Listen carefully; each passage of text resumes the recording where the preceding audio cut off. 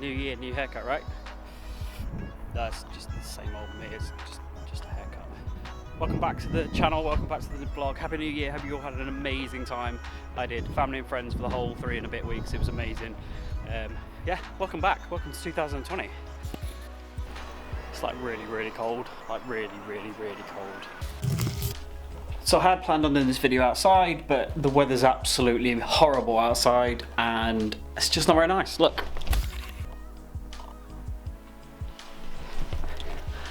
So I figured really I'll do it here in the warm because it's just nicer. I don't want to get cold.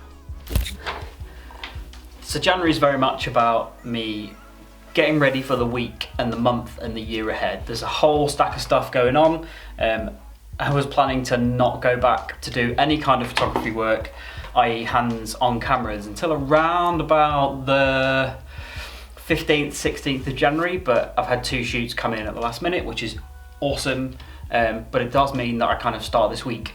And that kind of got me thinking a little bit. You see, there's a whole slew of people now who are just starting out. They'll have got new kit for Christmas, they'll have got upgrades for Christmas, they'll be thinking that kind of new year, new me, new decade, new ideas. They'll be starting off on their kind of new photography careers, and it kind of got me thinking that there's a whole bunch of stuff I wish I'd known when I'd started out, and that's kind of what's inspired today's video. If you want, new year, first video on the channel for 2020. Cue this segment.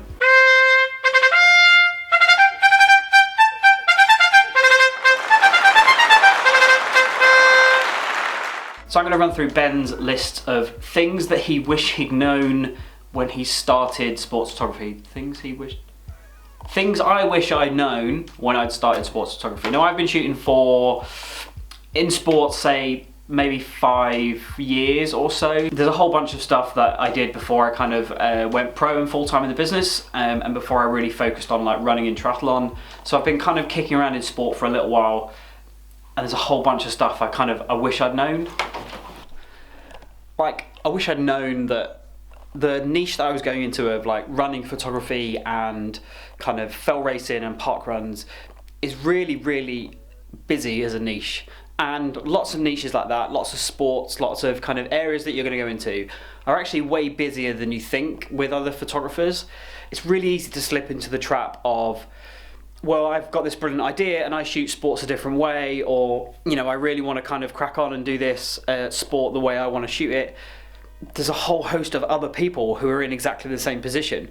One of those groups of people are family and friends, and people who do it for free. You're going to be competing against them all the time. And that's no bad thing, really. You're also going to go up against established pros, you're going to go up against a wealth of other photographers the further and further you go up that sport that you're working in, as in the ability level, as in the national or international level. When I was doing triathlons to start with, there may be, you know, 3 or 4 photographers kicking around at a local triathlon. There was one triathlon where I worked actually on my own, but that's a different story. But now when I work on these big international events, there can be 50, 60 other photographers on that race at any one time, photographing exactly the same athletes in exactly the same race that I am. So those niches can get really busy, and they get busier the further you go up that niche and the more you work at a high level. And one thing you're then going to find is the further you go up that niche, in order to kind of get into that sport, you have to kind of approach people. You have to approach like photo agencies. And one of the things I wish I'd known at the start when I started sports photography is that 90% of those photo agencies want you on the best gear. They want you on the best camera bodies, they want you on the best camera lenses, or otherwise they're not interested. I've lost count of the amount of times that I have had amazing conversations with photo agencies at an international level for sport. They've loved the photos that I've shown them, these examples, and then they've kind of turned around and gone, what camera bodies do you use? And I've gone, well, I'm on a 7D Mark II and a 5D Mark III, and they've gone, we really want you on a 1DX. So they really want you to invest in 5-6 grand's worth of gear just to get an opportunity to work with them, regardless of the quality of your photo. But a part of that is, another thing that I wish I'd known when I started, because we all kind of fall into this trap, is that the gear doesn't matter. And I've talked about the fact that the gear doesn't matter for you to create really beautiful images in sports photography before. I've got videos on it before, I'll probably link a video up here.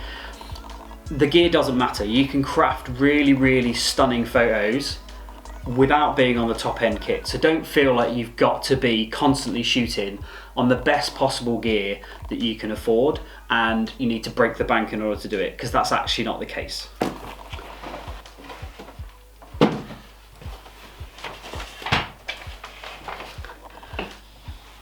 But I really wish that when I started out, I really doubled down and realized that you've got to go out and you've got to talk to people.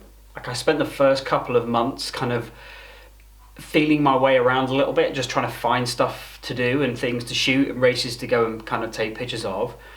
But actually, once I started asking clients for work, once I started approaching brands, races, event federations, all that kind of stuff for work, and said, this is what I do, this is what I create, this is what I'll make for you, this is how much I charge, that's when the work actually started to really pour in. And it wasn't until kind of like the first 12 months that I really kind of switched that on in my head, and it kind of really made a difference. You've got to ask, otherwise you won't get. There's loads of photographers out there who'll sit and they'll kind of post stuff on social media and then just hope that the work comes in. And actually what you've got to do if you really want to make it, if you really want to kind of get ahead, is you've got to ask. You've got to go and ask clients, you've got to go and approach people, you've got to go and build relationships with other people, with the people you want to go and work with, if you actually want to make this any kind of success. And then when you get those clients, what you've got to realize is that you've got to stand out in order to make a difference.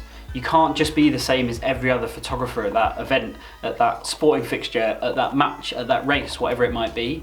You can't be the same as everybody else, because then you'll just get kind of pulled along in a sea of mediocre photographers. And what you actually really want to be able to do is go, this is me, this is why I'm different, and you need to be able to craft and create different kind of images. And that's how you really stand out, and that's how you really get ahead. And I'd kind of wish that I'd known that a bit more when I first started, that kind of I have to kind of trust my instincts. And like, there was a point where I was trying to like fit in with other photographers' work and kind of try and not copy them, but it's just kind of like, that's the style that goes with this sport, so I'll try and shoot that rather than shooting my way. And I wish that I just shot my way, because that way has always been the thing that's got me work, that's always got me kind of further along in this business.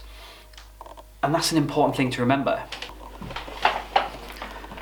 So those are some of the things that I kind of wish I'd known when I'd started out, that I wish I'd known about sports photography that I didn't kind of know at the time. It's not about shooting a manual, it's not about kind of like setting your camera settings to certain things, it's not about white balance, it's not about anything else. It's not about Lightroom, it's not about Photoshop, it's not about photo mechanics, it's not about metadata. It's those simple things that kind of get you ahead. It's those simple things that make you kind of stand out, that a lot of us as sports photographers won't do. We won't touch those kind of soft skill things because they feel a bit kind of unusual to us. It's much easier to kind of knock your exposure up by a stop in order to kind of try and get a better photo than trusting your instincts and approaching clients and realizing that the gear you have in your hand doesn't actually make a huge great deal of difference as to whether you can create something beautiful or not. It's about how you use the kit that you've got. It's about kind of the fact that you're going to be competing against an awful lot of people. It's about the fact that kind of you've got to go out there and ask clients for work, and you know, you've got to stand out in the way that you do what you do. So if you're starting out this year, if you've just picked up a camera, or you've just decided like 2020 is going to be the decade, 2020 is going to be the year where I kind of like really drive my sports photo business or sports photo side hustle or sports photo hobby along, then actually that's a great thing. I think it's a really, really positive thing, but just don't be afraid to go out there and kind of go against the skills that I've just literally told you I wish I'd known when I first started out. I really hope you've enjoyed this video.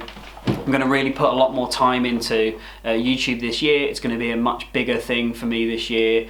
There's a whole stack of work already in the calendar, and we're only in the first few days of the month of the year.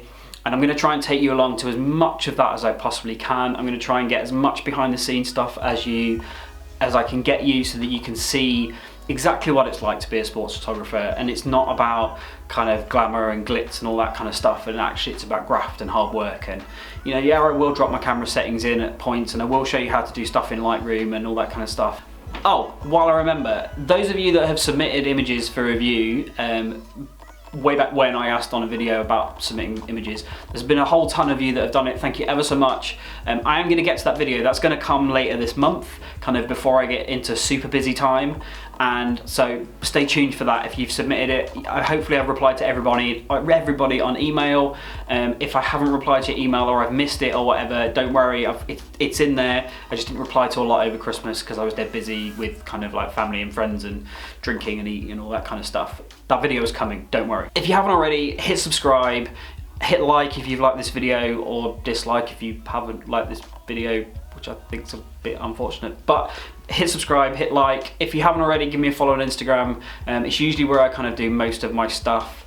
There's links and bits and pieces at the end for you. And I hope 2020 is going to be a huge year for you, and I really hope that kind of you can follow the journey that I've got going on this year, so you can kind of see what it's all about. Have an awesome day, have an awesome week, and we will see you again next Tuesday.